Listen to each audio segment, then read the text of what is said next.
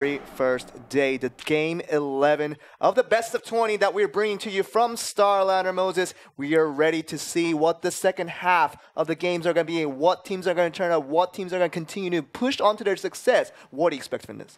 Well, I'm expecting to see a little bit of a mix-up. This is day 3. All these teams have had a chance to get used to each other. They've been competing against one another for 2 days now.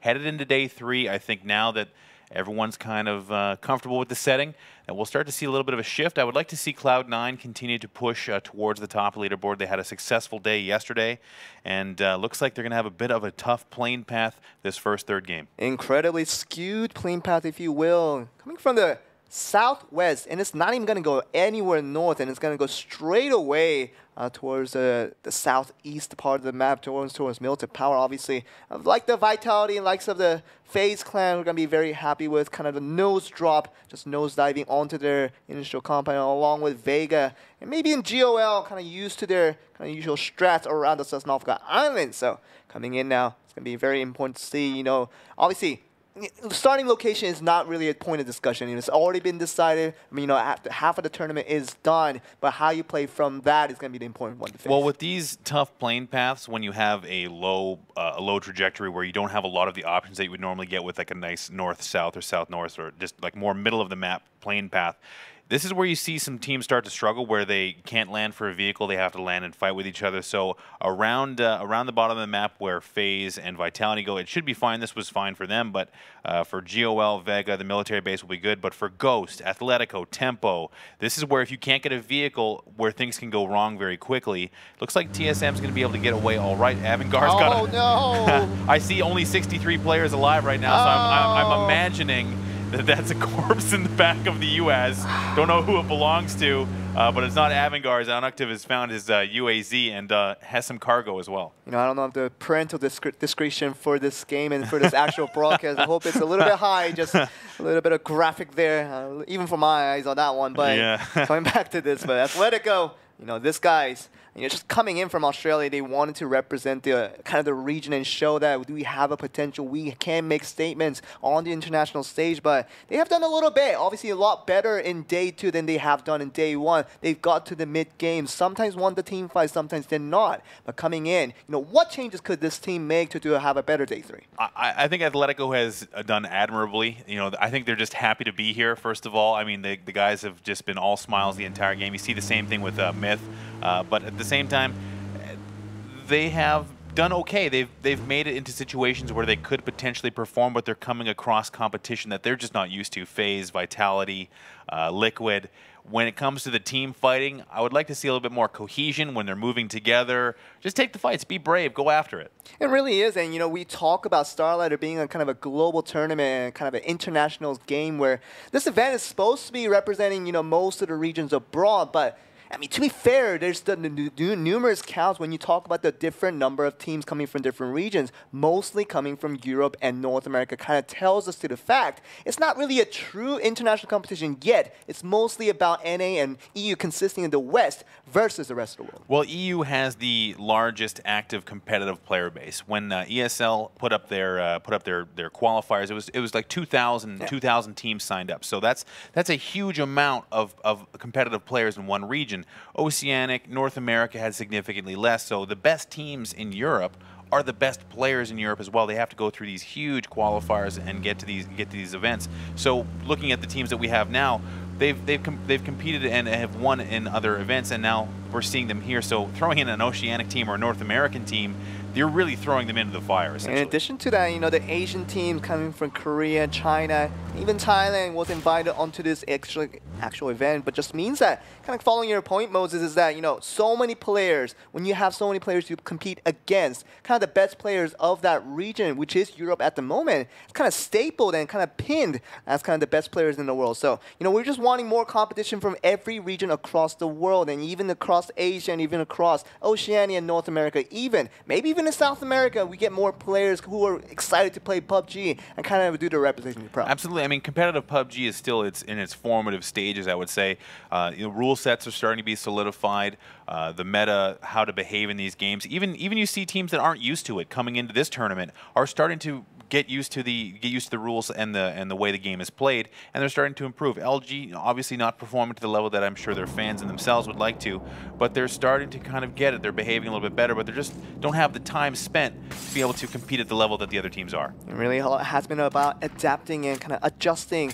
A little bit kind of throwing away your previous strategies of how to approach certain games, but some of these teams are now looking for different ways to win games, and Team Liquid kind of talked about the analytical points being there. You know, they're not all about getting the win points and just trying to get the late game potential on, but they're going to fight their way to get there, and they might see a little bit of Ghost coming in. McCoy's going to be hiding behind the back. Samke had no idea that this guy was right behind him. Yeah, this is going to be a tough loss here early for Liquid. A little bit of a BM there coming in with the fist to finish off Samke. So that's going to be the support player down for Liquid.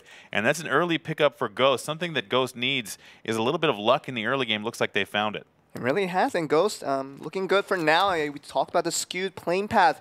Kind of makes it a little bit more difficult to expect, you know, certain players at certain areas because everybody will be moving at a different point. But, you know, Hefa here from Atletico picking up a very nice AWM here. But just, you know, talk about, you know, the sniper rifles and, you know, how much that they really affect the play. You know, we talked about the close-in fighters, the in-fighters, and kind of the out-fighters as well, just coming from range. You know, what is the true balance, you know, of all these teams trying to make everything work? Well, I mean, making it all work is just a little bit of luck is involved, absolutely. But, you know, making the right decision. Seeing Ghost, why are they in Yasnaya? That's not something they normally would do. I think that what we talked about in the beginning of the game was that these teams that are in the middle of the pack are going to look to change things up and put pressure on the top end. So Liquid losing one early, I mean, to be fair, in Ghost's case, 9 mil is not hard to come across. Conserving ammo is not a big deal. They're looking to make a statement here, I think. It really is, and you know, Ghost, you see them on the minimap trying to make a travel all across. And another team that's making the travel here is Vega Squadron, currently down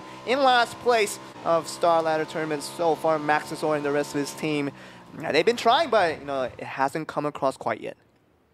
Yeah, I mean, Vega, they just, I can't, there's nothing to be said, really. I mean, for Vega, the team fights aren't going well, the rotations aren't going well. They have access to some of the best loot in the game. They're in the military base. It's not like they're going to come out of there poor. They're going to have the M4, the level 3 helmet, the level 3 vest. This is standard issue loot. There's nothing missing from the military base. What happens after that is where the issues start to happen. And really it has. And you know, talk about the bottom tier teams that are currently in this tournament. The minuscule differences means that just getting a really good one game can really just jump you up in the standing. We saw that from kind of the Ghost and a little bit of Tempo yesterday, just jumping up in the standings. And I think Vega Squadron can do the same thing. But you know, you talk about all these things that Vega Squadron are currently doing wrong. Maybe what is the first thing kind of should we prioritize to get a better standing?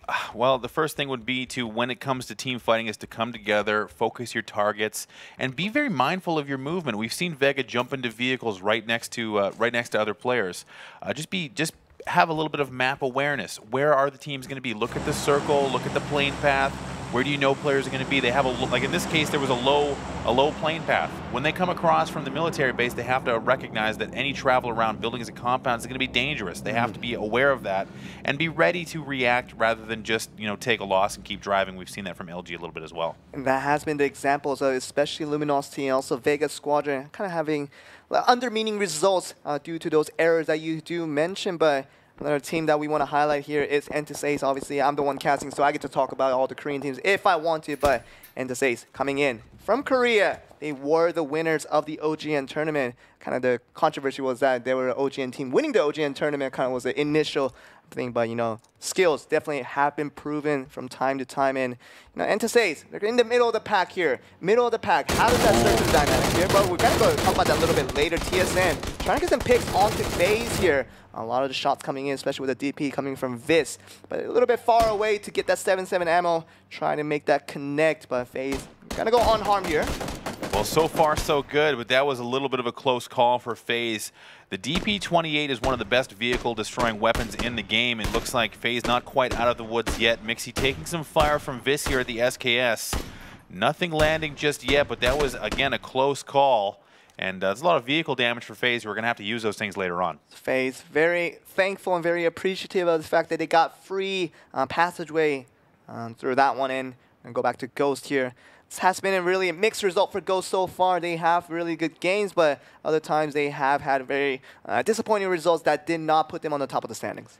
Yeah, Ghost, again, playing with a stand-in. Afflux has been doing a good job of just playing that support role. But Ghost missing a step, I think, from their previous LAN records or even online, where they've been typically one of the best fragging teams online. As we see, looks like GOL is going to go out first here. Unfortunately, Vitality putting the brakes to them. But Ghost has been doing a good job, but I think they're just they're missing some crucial components and that team killing aspect that they just haven't had this tournament. And we saw a lot of a mix of good aggression and mix of passivity when it comes to the defensive efforts being shown by Liquid, who is currently at the top of the standing. Obviously, we kind of come to a conclusion to the fact that aggression is needed at when it's the right timing to do so to be in the top teams in the tournament. Yeah, and aggression, measured aggression is very key in these types of situations where you can't be blind with it. You can't just run out into a field and hope to win. But when you notice there's a weaker team next to you, and there has been some established weaker teams in this tournament, and I think that's where you're going to start to see some of these guys that are in the middle start to be predatory to the guys who are a little bit below them. If Myth is next to you, IFTY, the guys that have been having trouble with team fights, Vega comes to mind as well. Going after them, making sure that you can get those kills. Those points are important. And once again, James, having already lost one of his allies in Samty, losing the support, James kind of go out for the initial scouting report, and Beast kind of and Skoom also standing in the back here. So James gonna find a lot of shots coming his way and might have to rotate back. As you see on the icon on the minimap there, Myth and Ghost are gonna be surrounding this area for the time being. So James, he's gonna be surrounded by two sides if he keeps continuing on the scouting. Yeah, just looking at the this first transition, the middle of the map starting to fill out. Looks like most teams are opting for the lower half below the river, which is going to be smart, not allowing any or not having to transition north again. So we'll see if they get lucky with this circle. Avangard and LG both in their transitions. Teams starting to settle in for their second circle compounds. I'd like to see Atletico and Entis here if they are going to get tangled up. But for now, Atletico dead center in the middle of the map, and looks like Myth is still scouting out Ghost. But for now, the first transition phase is coming to a close. Samty down. GOL also eliminated. 4 AM, I believe, was the body in the back of the UAZ. I think that's a mystery solved. But this next transition is going to be around the river. The next circle does open up, and it's very, very much central to what we saw from the first. And we're coming in with a lot of people already in the save so far. So with Liquid and FaZe, TSM and Vitality just coming outside of blue now. C9 has to make a little bit of movement as well. So it's going to be a lot of cluster coming in. Nobody's really in the northern part of the circle. They've all, again, just opposed to keying the bridge and just crossed the bridge already. So northern is going to be very not populated here, but coming in, we're going to see a lot of fights coming in. Yeah, I think this is going to be an interesting situation where teams are not going to have to opt to cross the river. That's going to make this bottom half of the play zone very, very crowded. So this next transition could be very difficult for these teams because the transition is going to force everyone on top of each other. So we'll see how teams react to this. But having a compound now is going to be super important. And really, what has been the question of, always talking about the teams that are all clustered up eventually does not get first place. We saw that with some of the Gaka plays that we saw. A lot of teams clustered up in there, and the team fight did end up with so many teams trying to fight back and forth. And it ended up being the winner only having 1 or 2 members left alive, where someone like Liquid, going on the top of the circle where nobody was vacant at the moment, they get a free squad that can really just finish out the rest of the squads. And you actually see that right now. If we could bring up the minimap quickly, we'll see that TSM is doing just that. They're going to opt to rotate around the edge of the circle. C9 trying to do the same thing. They're moving up to Georgia Pole Mountain. Tempo trying to prevent that rotation. Moody having to jump out of the vehicle. So Tempo and C9 clashing here again. But the edges of the play zone are going to be very important. TSM trying to position themselves above that. So when we come back to them, we'll see what that looks like. But for now, this next transition is going to be very difficult for everyone in the southern end of the play zone. And it really has been a consistency to kind of my curiosity of why that is so. Because, we got day 1, we got day 2 completed, and the vaults are definitely out there. And every team definitely has been reviewing those before they start off, especially in this day 3 here. But so many teams have clustered around the south part of the circle and have, crossed the bridge for the most time being, even in the earlier circles. But why do teams still reluctant to make the change and still go with the consistent plays they have been doing? Well, going above the river in this particular instance would mean that if it shifts south again, you're going to have to cross twice. So TSM is opting for that cross, and so is Vitality. You can see them here getting a little bit closer to each other. TSM going to come in on the northern end of the circle because they know that it's going to be a lot of population on that southern end. So this will give them the time and space, but depending on how the circle goes, that might force them into the river or force them into crossing into a situation where they will have no ability to get there without being shot at. So this is a bit of a gamble for TSM and Vitality. And Monkey, the kind of the latter half of Vitality here, trying to just get out of the car for now and trying to spot out TSM on the movement. Obviously, both teams are aware that each other are trying to make that same route onto the northern part of the circle, which means you do have to cross the bridge once again. But right now, on the save here, 4-man squad is a huge amount of confidence when you do go into the late game. We saw that from Liquid when they have 4 men. They definitely play a lot different when they do have maybe a 3 or 2. Yeah, I mean, the strength in numbers is a huge thing here, and so is having the time and space as well as the cover. But having 4 up through the mid game is extremely important. We can already see FaZe, Ghost, Liquid, and 4AM are already down to 3. The rest of the teams so far haven't taken any casualties, but for FaZe Clan especially, not having that 4 up through this early portion of the game is going to affect them later. It really is, and we're going to see how that plays. Can TSM or Vitality pull out the same strats that Liquid has shown us so many times in day 1 when they picked up the 3 consecutive wins, primarily just being by themselves throughout the mid game and really not having much disruption until they reach the late game. Yeah, and that's important, and that comfort level that Liquid had was one of the criticisms I was seeing was that they had the circle locked, but they were also managing that position, defending it, etc. And that's something that's going to affect them if they do have to rotate. But that's just PUBG. You have to deal with what information and what circumstances are handed to you. Of course, there's no correct answer to every single question that is thrown to you in PUBG, but right now you see once again the standings for how many members are left remaining. Team Liquid still at 3 men. It seems like Scoom did go down just for a little bit, but they get res right back up. So for the time being, FaZe, actually Ghost Gaming as well, they're going to be down to 2 members. Yeah, it looks like Myth and Ghost have finally tangled up here. Ghost taking some initial casualties. Austin a little far away from his teammate, unable to do anything just yet. Looks like Myth is aware that he's in that shack. So Ghost on the ropes here very early. And Myth and Ghost, they have been at each other since the first circle, but they're still very much the neighbors they have to fight against. But Liquid is going to be joining in the fray here. They're very, very near them. So all these gunshots coming left and right will be heard by the Team Liquid. But Austin and the rest of Afflux, so still down at the moment. He might get killed. Austin is coming down for support here. Yeah, so Afflux will go down now. Ghost, all of a sudden down to only just 1 player. This is disastrous for them, but for Myth, this is a nice little pickup. They are still doing quite well. It looks like Austin has no option but to try and hold an angle here. He will down Neotica, so that's a boon for them, but yeah, Ghost is in trouble. It's a start, but obviously Ghost, we're not going to see a 1v3 scenario or even a 1v4 scenario with what they're facing against Myth. They get 1 knock, but Austin in that kind of trapped compound that he just really has a hard time getting off of. Minor is going to be rotating to the other side, trying to provide some cover and trying to widen the angle they can get Austin out. So Neotica is going to be probably rezzed from that angle. It's going to be hiding behind that wall, so it's not going to be a difficult task to get done. But mostly, Ghost, you're talking about being pinned onto that compound. How could they have played it differently? Well, I mean, it's we didn't see exactly how it began, but that nade looks like it might be effective, landing right on top of them. Doesn't get any knocks there, but that res was super important. Minoru going for it. So essentially, this is a bit of a stalemate where Austin's going to be defending this shack with Neotica trying to get another knock there, but it looks like Myth might want to back off a little bit and try and get a different angle. So it looks like that's exactly what they're going to do. They are going to have to leave here because the circle is about to transition again. Kind of you can observe through the minimap on the bottom right of the screen is an extended view of what we see on the central screen of where we are casting, but you see Myth had to fight initially against Ghost and try to knock out the last member. That's what they tried to do. But what's more important here is that we see the minimap. Myth and Ghost are both outside the circle, and they don't want to risk losing all 4 members just because of the circle and make it more difficult to do so. They're going to try to make the entrance. Yeah, absolutely. And actually, looking at this this transition, you can see Liquid is well outside the play zone. They're going to opt not to go through the choke point, and that's a smart move for them because TSM is held up in one of the best choke point compounds in the game. TSM having come in from the northern end of the circle. are going to be holding that spot there. So Vitality having to make the swim now, crossing into the river, and now that lower half of the map, like we mentioned, is very, very congested. Avangar, 4am holding on to some excellent spots in the ruins.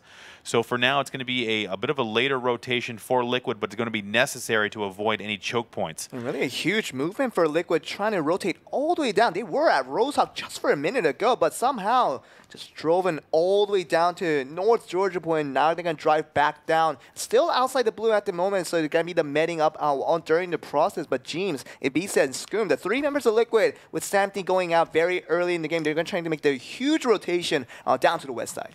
Between 4am and Avangar, they have the best possible spots in the current play zone, but Vitality has been smart to make landfall before everyone comes in behind them between TSM and Liquid. Liquid coming all the way up to the Georgia Pole Mountain.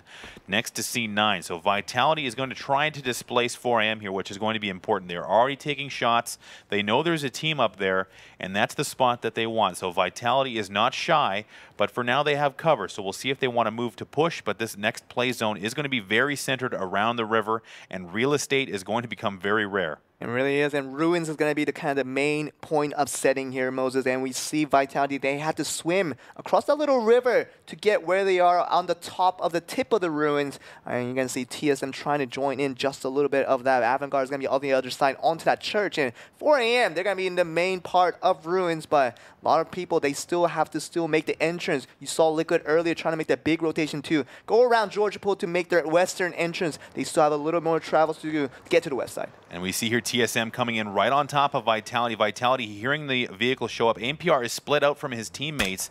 Not sure why he stopped so far back, but he's now caught out by himself, and he is going to go down. How do you so explain TSM that? is going to lose a player early here. Well, this is what we've seen in the past from them, where AMPR break, sometimes getting caught out from the rest of the team.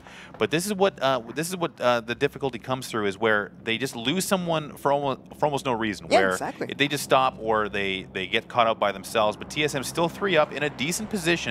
If they can maintain this dispersion that we've been talking about, stay close together, take fights smart, and maybe they can continue here. It really just goes beyond me. Sorry for interrupting you during your analysis, but all I'm saying is there's no reason that AMPR should have been caught out. Everybody should have been moving at the same time. They could have gotten in the house. And literally, Vitality, they had 5 seconds to aim towards AMPR to get that shot done. Well, we don't know. He might have blown a tire. He might have taken a shot. He might have had an opportunity to stop. But it's so important to stay 4 strong. It is so important. And TSM is struggling to maintain that 4-up strength.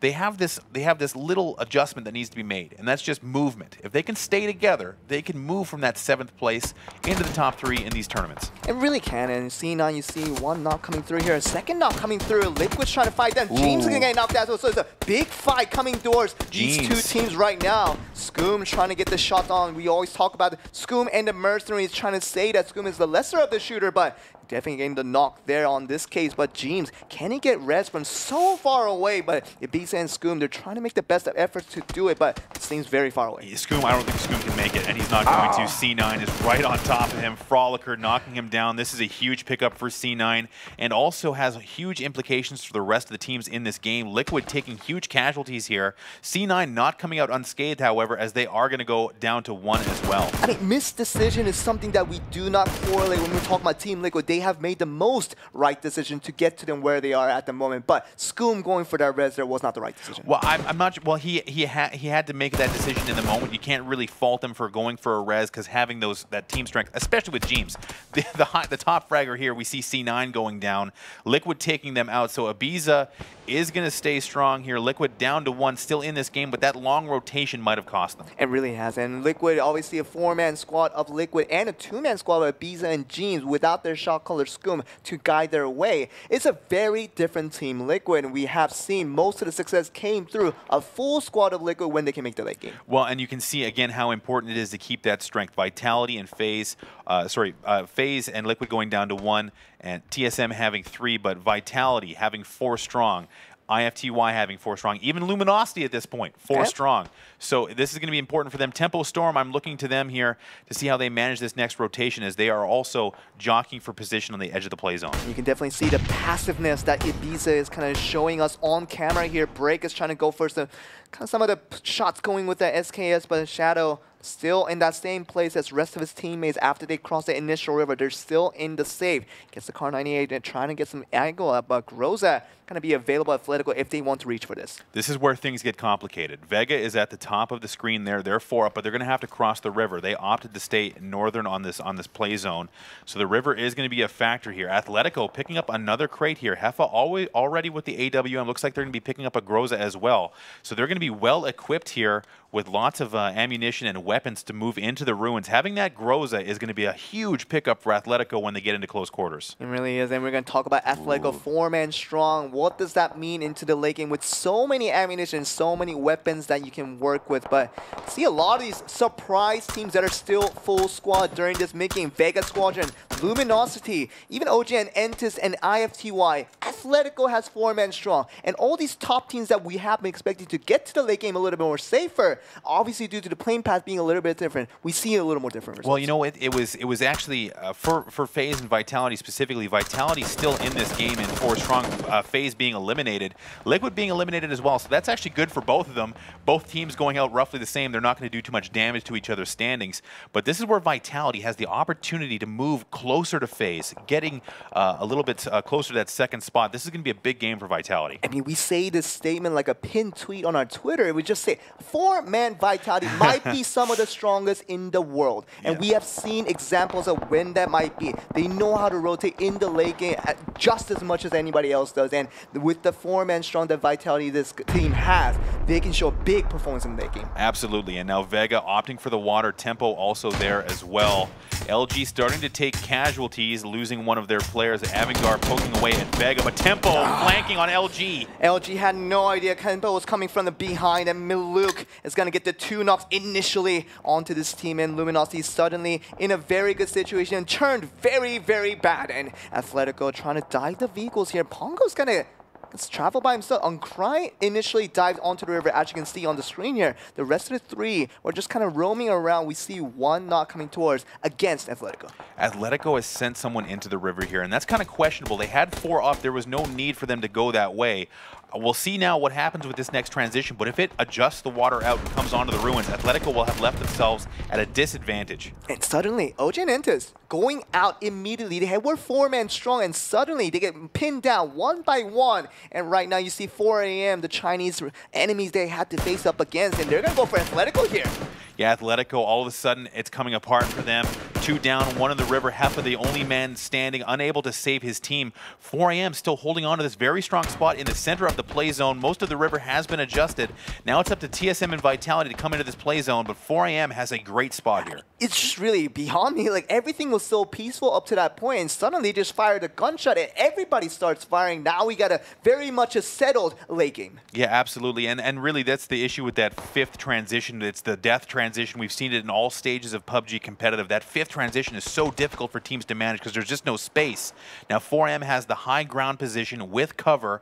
IFTY is holding strong as well, still 4 strong, but they're going to have to transition into the new play zone. Avangar is doing all right as well, and Vega, having come across the river, still in decent position as well. And let's look at where Avangar is. They're gonna be in the safe for now for this next circle. So TSM has to move in, Vitality has to move in, and that will be within the radar of Avangar as they can defend this compound. We talked about defending compound as a positivity when it comes to Avangar getting better results because of it. It's only when they move around in the late game they have found a little less success. So defending this compound in the safe, Avangar, how can they move forward with this? Well, right now it's up to Vitality to try and use their utility to get closer to this high ground position, so that defense of the compound is going to be huge. Vitality having no choice, the utility already dissipating, having to jump into the water to swim a little bit closer to shore. It's now going to be about placements, but that water is going to be a huge issue, as coming out of it's going to be very difficult. You see shots going left and right, and Avangar defending this compound very, very well. TSM still outside the circle. They have to make their movement, but it'll be difficult to do so when Drain is in the rest of Avangar, trying to take some shots onto Nukted, even outside the church, trying to get the shots, and Smack goes down. Break will be on the other UAZ along with his teammate. Break goes down. This is going to be the last man standing for TSM, and can they get it done? And that will be the wipe of TSM. Yeah, TSM had No time and space. We haven't seen utility being used by TSM a lot here. They had to use those vehicles, and vehicles this late in the game are a disaster, and that's exactly what it was for TSM. They are going out in 9th place. And this is an absolute reminiscence of what we've seen Avangard in the last week of Katowice as they found their success through the very much a late game aggression they have shown throughout the tournament. But now they're starting to kick up the gear, Moses, onto day 3. Yeah, Avangard coming on here now. They're able to get some of those kills, picking up a nice squad wipe onto TSM, staying 4 up here, as well as Vega and IFTY.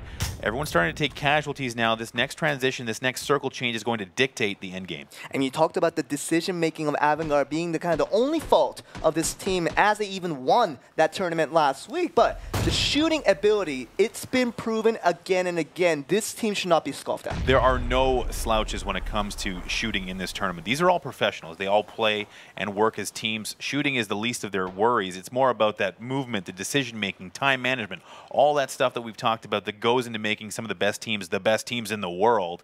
Vitality still managing to move out of cover through that bad zone. There's still 2 up here. They're looking to try and fish with dynamite here. Looks like Vega is under fire. Myth in the water as well. But Vega has made landfall, and this is their opportunity to make something of this. Vitality, you can get a few fishes when it comes to just scooping them up off the water. They can do a little bit of that, but more importantly, they are 2-man strong only initially. So just moving from that direction, trying to make an aggressive push is going to be a little bit of a difficulty for these guys. But otherwise, Avangard, 3 of these guys already making it to the save. Last man Keen is going to be still in that compound trying to make the last movement towards the circle, but the 3-man squad is going to be up for the scouts, finding that it is mostly safe around their remaining area.